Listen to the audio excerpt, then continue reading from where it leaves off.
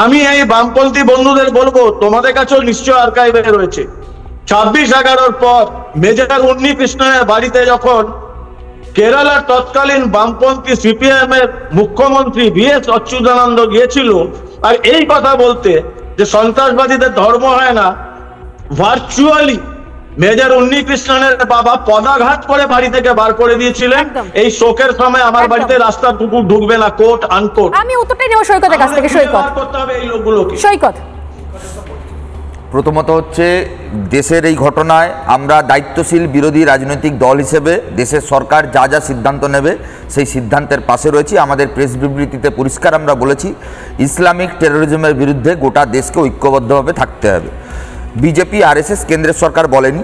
আমি দীপাঞ্জনদার মতন খুশি হতে পারতাম যদি 26/11 সময় স্বরাষ্ট্রমন্ত্রী পদত্যাগ চাইবার স্লোগান তুলে এখন স্বরাষ্ট্রমন্ত্রী বহাল থাকুক এই স্লোগানে বলতে পারতাম। আমি রাজনীতি করতে চাই না। আমি মনে করি, আমাদের দল মনে করে, এই সময় দেশের প্রধানমন্ত্রী, দেশের স্বরাষ্ট্রমন্ত্রী, দেশের সেনাবাহিনী যা যা সিদ্ধান্ত গ্রহণ করবে সেই সিদ্ধান্তে আমরা তার পাশে থাকব।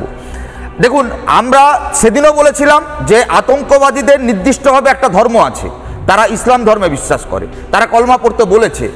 শহীদ হয়ে যাওয়া হিন্দু পরিবারগুলোকে বারবার হিন্দু চিহ্নিত করে খুন করা হয়েছে, এই বিষয়ে কোনো দ্বিধা নেই। কিন্তু আমরা বলেছিলাম আতঙ্কবাদ, জঙ্গিবাদের কোনো শ্রেণী চরিত্রগতভাবে ধর্মের রং লাগানো যায় না। আজকে যেমন ঠিক আপনার আলোচনায় যখন এসছি তখন বলছি, ঝন্টু আলী শেখ যে সেনাবাহিনীর জওয়ান আজকে ওই জঙ্গিদের বিরুদ্ধে লড়তে গিয়ে ভারতীয় সেনার পোশাকে শহীদের মৃত্যুবরণ করলো, সেই দেশপ্রেমিকেরও কোনো ধর্ম হয় না। ধর্মের দৃষ্টিভঙ্গিতে যদি জঙ্গি সন্ত্রাসবাদকে দেখতে থাকি, তাহলে লস্করি তৈবা সীমান্তের ওপারে বসে আমার দেশের অভ্যন্তরে যে একটা অ্যাটম বোম তৈরি করতে চায়, মানব বোম তৈরি করতে চায়, আমরা তাদের ট্র্যাপে পা দিয়ে দেবো। কটা জঙ্গি ছিল? 6 জন। 20 কোটি মানুষকে আমরা জঙ্গি বানাতে দিতে চাই না। আমার পাশে বসে আপনারা বানাতে দিচ্ছেন, অন্য কেউ বানাতে দিচ্ছে না, আপনারাই বানাচ্ছেন, কেউ বানাচ্ছে না। আমরা জম্মু কাশ্মীরের প্রতিবাদের ছবি দেখাচ্ছি, আমরা শহীদের ছবি দেখাচ্ছি, আপনারা বানাচ্ছেন, আপনারা বানাচ্ছেন।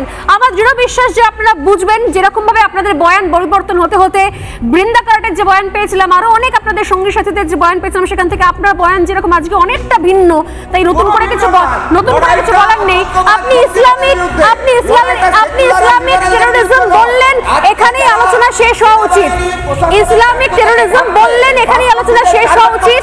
আপনারা বেছে বেছে হিন্দু নিধন বললেন, এখানেই আলোচনা শেষ হওয়া উচিত। এখন দেখার যে পরবর্তী পদক্ষেপ কি হচ্ছে। সময় শেষ, এটা বিরতি নিয়ে ফিরছি, দেখব পরবর্তী পদক্ষেপ কি হচ্ছে, দেখব। নানা ধরনের কন্টেন্ট দেখার জন্য লাইক করুন, শেয়ার করুন আমাদের ফেসবুক পেজ, সাবস্ক্রাইব করুন আমাদের ইউটিউব চ্যানেল।